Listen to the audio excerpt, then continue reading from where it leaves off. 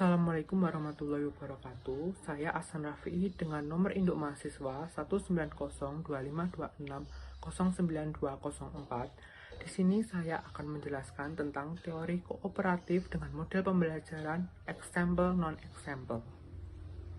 Yang pertama adalah pembelajaran kooperatif.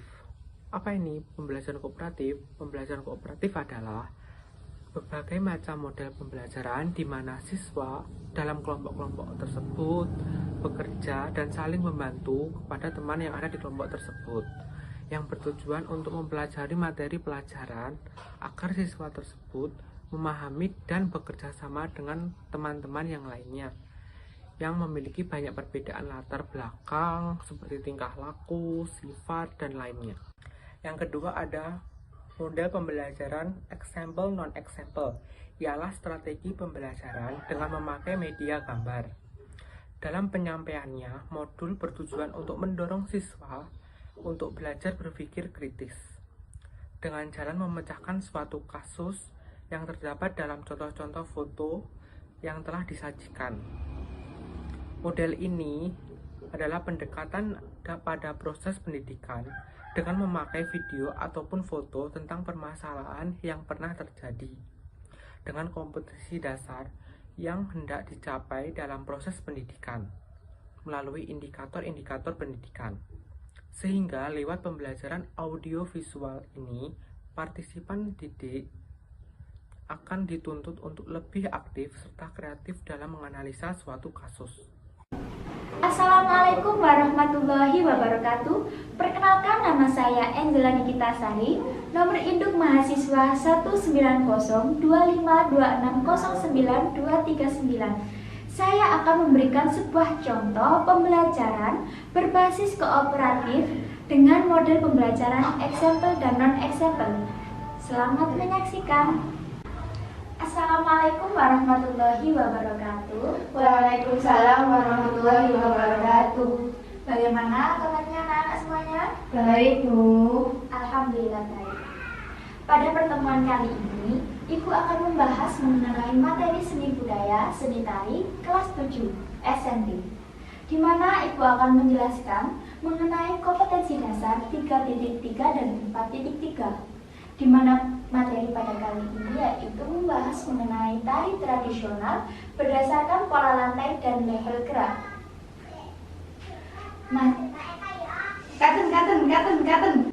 Nah, anak-anak semuanya, apakah anak-anak masih ingat materi sebelumnya mengenai seni tari?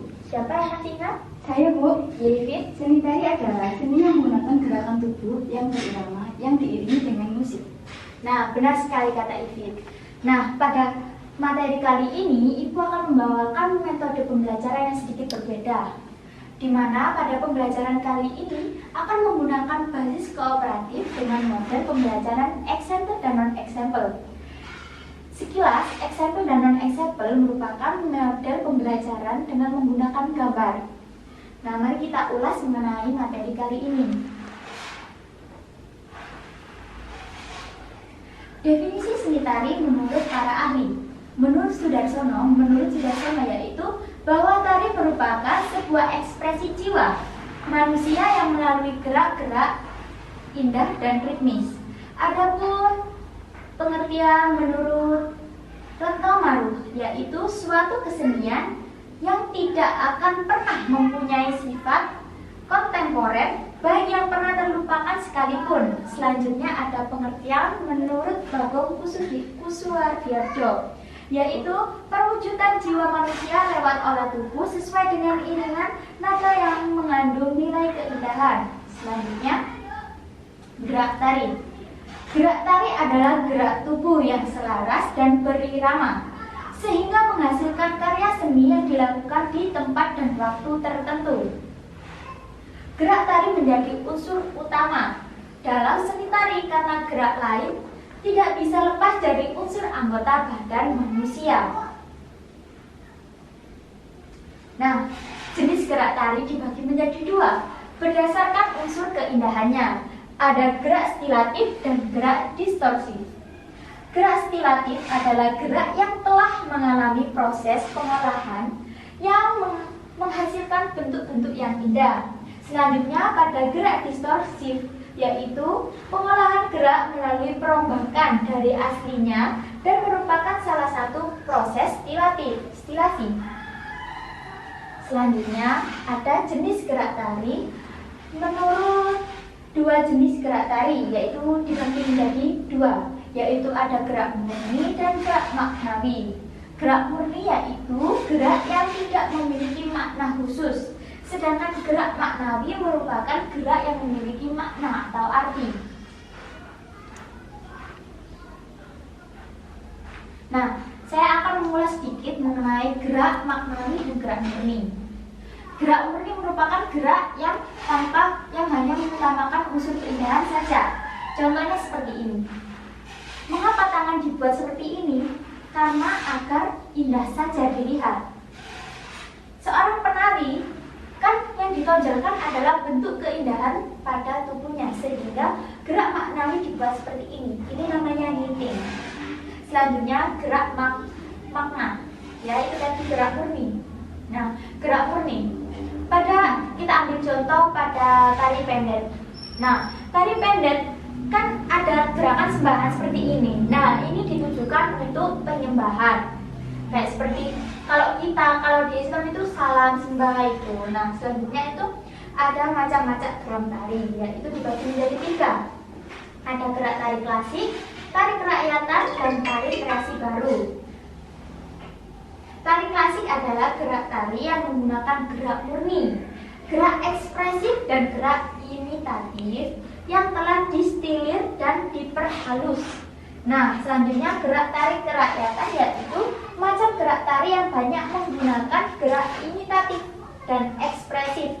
Sedangkan gerak tari kreasi baru yaitu macam gerak tari yang terdiri dari perpaduan beberapa ragam gerakan tari tradisional ditambah dengan unsur baru.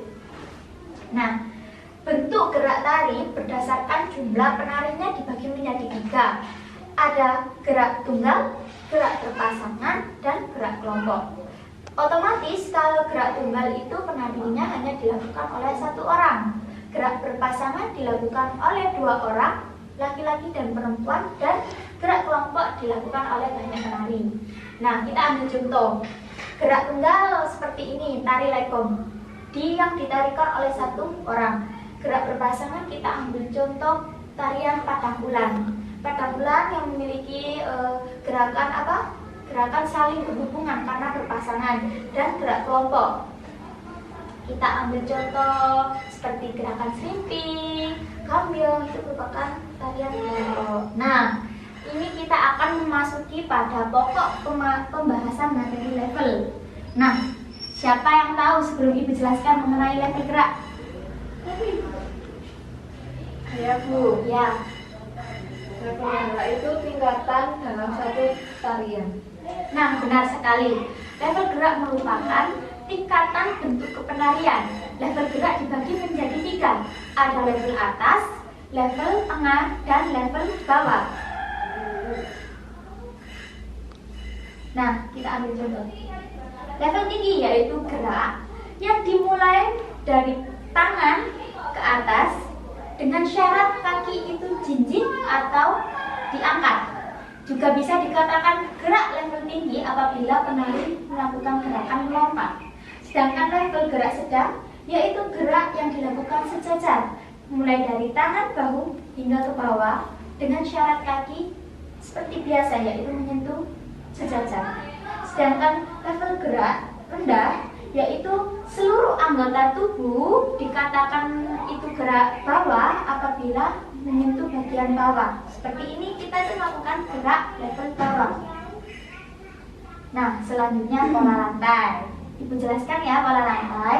Pola lantai merupakan pergerakan yang dilakukan dengan cara berpindah atau bergeser secara terstruktur sehingga membentuk suatu pola atau membentuk formasi. Oke. Nah, apakah anak-anak memahami sekilas materi yang Ibu jelaskan? Paham Bu. Selanjutnya kita akan memasuki model example dan non-example setelah kalian mengamati materi tersebut. Nah, Ibu akan jelaskan. Bisa dilihat bahwa gambar A hingga gambar F merupakan arah hadap penari. Bisa dikatakan arah hadap itu ke depan, ke samping, ke belakang, menyudut, itu arah hadap penarian. Selanjutnya kita memasuki formasi pola lantai. Nah, itu tadi kan formasi yang dibentuk oleh penari. Ini tuh ada formasi dasar, ada formasi diagonal, horizontal dan vertikal. Ada juga yang dikatakan pola lantai melingkar. Bisa dilihat, silahkan dilihat contohnya. Nah, selanjutnya, jika anak-anak sudah memahami mengenai materi tersebut, mari kita cocokkan dengan gambar. Ini level apa? Level atas. Kenapa bisa dikatakan level atas? Karena bagian kakinya ada salah satu yang harus diangkat. Nah, benar sekali. Ini merupakan level atas. Selanjutnya, ini level apa? Level bawah. Ya, karena kenapa? Karena bagian kakinya menyentuh lantai. Ya, benar sekali. Selanjutnya, tarian jatil merupakan tarian dengan level sedang. Nah, kalian sudah memahami dengan melihat gambar berupa level tersebut. Selanjutnya kita akan memasuki pola. Nah, pola ini ibu akan menjelaskan melalui gambar. Ini pola apa? Pola berpusat. Ya, benar sekali. Ini adalah pola berpusat. Di mana pola pusat itu akan membentuk huruf A. Jadi ada salah satu di depan, sehingga sebagai patokannya. Selanjutnya, ini tari baris. Tari baris menggunakan pola vertikal, ya benar sekali, melurus.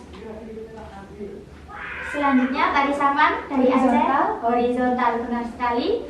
Dan terakhir tari kecak dari Bali, Vertikal. Nah, benar sekali. Anak-anak sepertinya sudah memahami, benar-benar memahami melalui gambar. Selanjutnya kita akan melalui tahap praktek. Nah, anak-anakku semuanya, kita akan memasuki pada 4.3 di mana kita akan mempraktekkan langsung apakah itu pola lantai dan level gerak pada tari. Nah, ibu akan tunjukkan ya. Ini kalian tinggal menjawab. Kalau ini ya level apa? Level atas. Level atas. Kalau ini sedang. Kalau ini Sedang. Kalau ini Bawah. ya. Kalau ini Sedang. kok bisa dikatakan sedang? Karena salah satu yang sejajar dengan tubuh. Nah, ini saya belum jelaskan. Ini merupakan level bawah. Karena kenapa? Ini kita sudah menginjak pada bagian bawah. Nah, ini sudah dikatakan bawah karena bagian kaki ini sudah menyentuh pada lantai. Nah, selanjutnya jika ada gerakan semacam ini,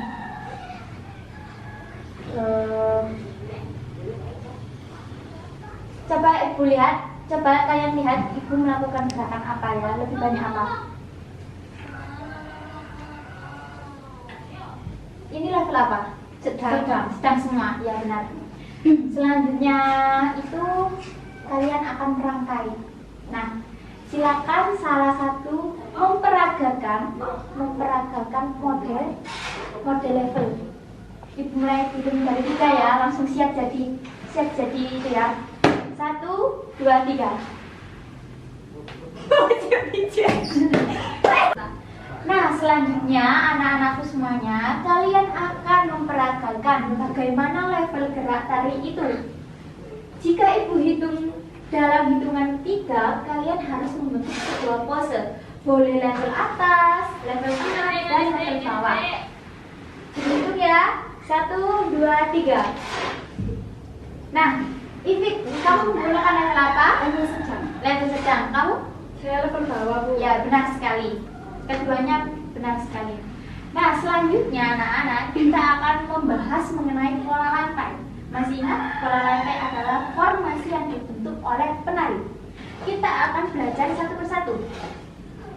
Pada tarian kecak menggunakan formasi melingkar. Kita coba lingkar, kita buat lingkaran. Meskipun kita 3 anak seperti ini, 3 orang seperti ini dikatakan melingkar jika kita berhadap-hadapan.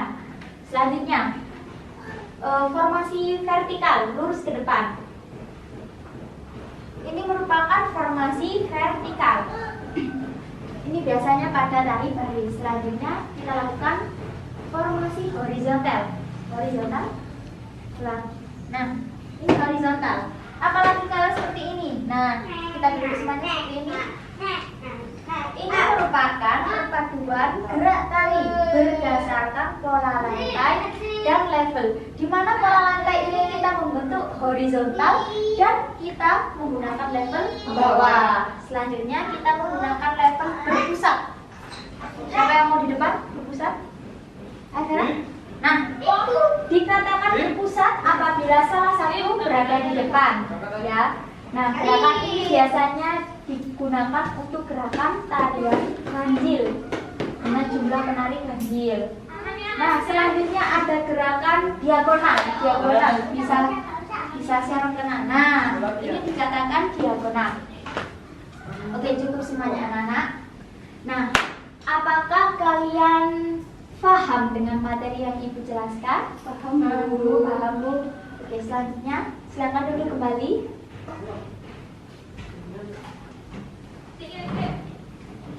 Cacat. Nah, anak-anakku semuanya, apakah kalian sudah paham mengenai materi kali ini? Paham, Bu. Apakah masih ada yang dibingungkan atau perlu ditanyakan? Saya mau tanya, Bu, Ya, Ifit. mengenai pola lantai. Apakah pola lantai itu hanya itu saja atau kita bisa menambah dengan kreasi kita sendiri? Nah, itu tadi yang Ibu contohkan merupakan pola lantai dasarnya saja. Jadi kalian bisa berkreasi sesuka kalian. Tergantung pada jumlah penari juga. Kalian lihat penarinya berapa, kalian bisa berkreasi sesuai kalian. Mau menggunakan level apa, pola lantai bisa dikreasikan. Terutama itu. Apabila jumlah penari kalian hanya 2 saja, apakah bisa dibentuk dengan pola lantai yang sedemikian banyak? Itu tidak bisa.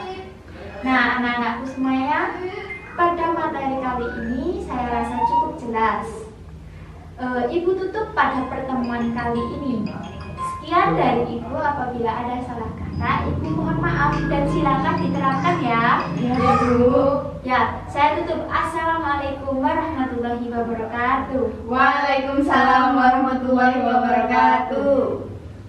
Jadi, kesimpulan yang dapat diambil dari penelitian yang dilakukan oleh kelompok kami yaitu teori dan praktek model pembelajaran berbasis kooperatif dengan menggunakan model pembelajaran example non-example adalah pembelajaran kooperatif ialah berbagai macam model pembelajaran di mana siswa dituntut untuk bekerja sama ke dalam sebuah kelompok-kelompok kecil dan saling membantu antar sesama teman yang ada dalam kelompok tersebut.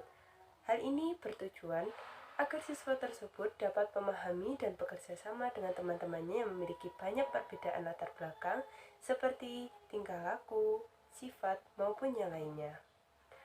Dari model pembelajaran yang kita ambil yaitu example non-example yang berarti strategi pembelajaran yang memakai media gambar dalam menyampaikan modul dengan tujuan mendorong siswa agar lebih berpikir kreatif dan kritis dengan jalan memecahkan suatu kasus yang terdapat dalam contoh-contoh yang disajikan oleh foto. Model ini ialah pendekatan proses pendidikan dengan memakai foto atau video tentang permasalahan yang pernah terjadi yang relevan dengan kompetensi dasar yang hendak dicapai dalam proses pendidikan melalui indikator-indikator pendidikan. Setelah itu, kelompok kami mengembangkan model pembelajaran example non-example ini ke dalam sebuah rancangan pelaksanaan pembelajaran yang berisi segala kegiatan guru dalam melaksanakan model atau metode pembelajaran tersebut. RPP dibuat untuk memudahkan guru dalam melakukan praktek mengajarnya. Terima kasih.